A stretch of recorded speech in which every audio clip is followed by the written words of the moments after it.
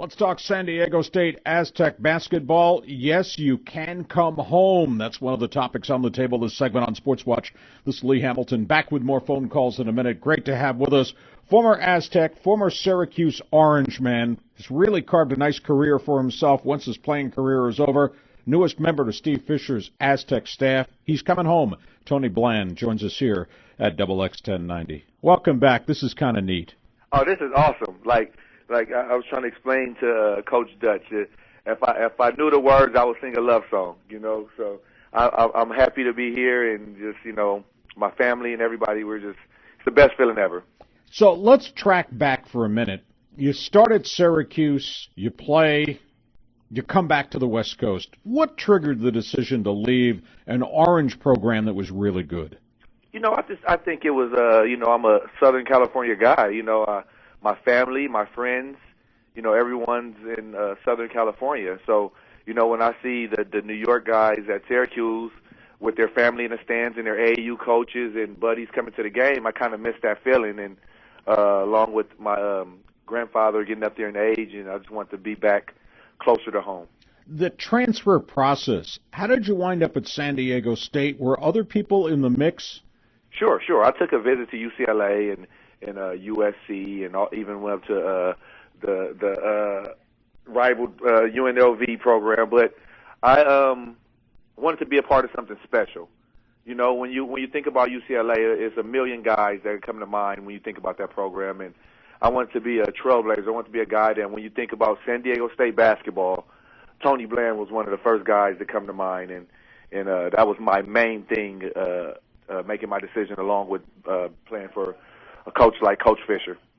So you come here, Randy Holcomb had come here as a bounce back from Fresno State, and it kind of set the path, and you came on board. Then a player from Michigan, Brandon Smith, came on board, and next thing you know, it was a year-by-year trek of bounce backs, all of them good players, all of them good guys. That's really special.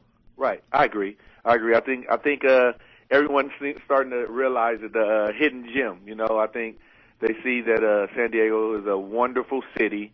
Everybody that work with the organization, the program, are first-class people, and the coaching staff. Even from Coach Fisher to Dutcher to Little Fisher and everybody involved are just great guys.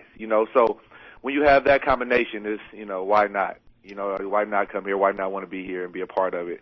So I just think that's what it is. So when your career is over with the Aztecs, you take a shot at the NBA, you go to the Indiana Pacer camp, you go to the Sacramento Kings camp, fall a little bit short. I don't know, was it disappointment or is it just the reality? It's just the next level. I just can't get to the next level. It's just the reality. I sat and watched guys that I thought were 100 times better than me fall a little short.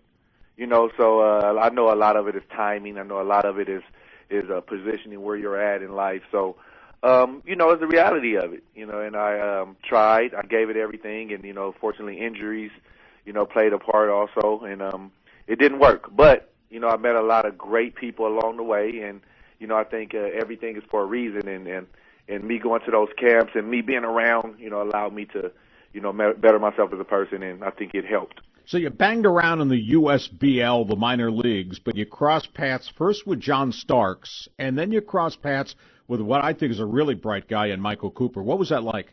It was awesome. That like I said, that experience right there was, you can't even measure it. Michael Cooper, John Starks is a great guy. Michael Cooper, one of the best guys I've ever had the chance to meet in my life. He taught me a lot in 2 years. Not even just as a player. He taught me so much as a player, but as a person, Michael Cooper has helped me develop, and he will forever be a good friend of mine. I actually called him last week for some advice when I was considering taking this coaching job. I called him, and he helped me so much, and still use him as a mentor. Let me ask about Steve Fisher, because as you were at Syracuse, you knew who he was. You saw what he accomplished at Michigan. You saw him. It took a while, reduplicated at San Diego State. What makes Coach Fisher so successful? He's the ultimate. Coach Fisher is the ultimate player's coach. You have some guys that micromanage. You have some guys that are disciplinarians. You have some guys that just how to, and maybe they're successful. But Coach Fisher, the way he gets the most out of his players is by allowing his players the freedom to play and make mistakes. And with me, from coming to a program like San Diego State from Syracuse, where Coach Boeheim was a great coach also, but he was more, I wouldn't say micromanage. You have to do things a certain way with Coach Boeheim. Now here, with Coach Fisher, you can come down, like I tell everybody the story, I came down, I missed, 9 shots or however many shots against Arizona, and Coach Fisher called me to the side and say, hey, Tony, you got to keep shooting in order for us to win. And who wouldn't want to play for a coach like that? Let me ask you about coming on board now. When you first got to San Diego State, they're drawing 2,500, 3,000, maybe 4,000 for an odd game. What you saw develop last year with the show during this 34-3 season, could you believe what happened here? I can't. I've seen the potential in it, but I never thought that it would get like that. You have some guys from the show that were there from when I was there, when I can count the number of fans in the stands. And these same guys are there in the front, jumping up and down. Sunday with the show, and I've been all over the country. I've been to Duke. I've played at every place that they say is the toughest place to play. We have, by far, hands down, the best fans in college basketball, in my opinion. And I wouldn't even just say my opinion. I know a lot of people feel the same way. And those guys are continuing to get better, and I'm just grateful to have them. Tony, let me ask you this. You were part of the recruiting process when you went to Syracuse to play at the Carrier Dome. You were re-recruited when you come back. Recruiting's your pipeline. How do you convince good high school kids to come be a San Diego State Aztec? Because I still get the feel it's a real struggle. Not the JUCOs, not the D1 transfer bounce backs, but the high school kid. How do you do that? And how do you impress a kid that this might be the place to come? I think it'll be a little easier now. Obviously we had a wonderful season last year. The best season in San Diego State history, and you have guys that are getting NBA attention, national attention. Kawhi Leonard just drafted 15.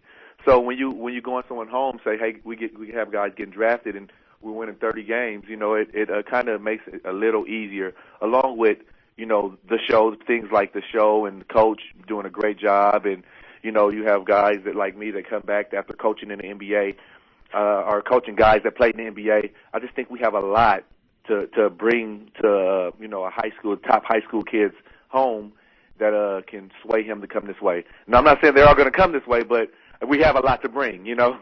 Yeah.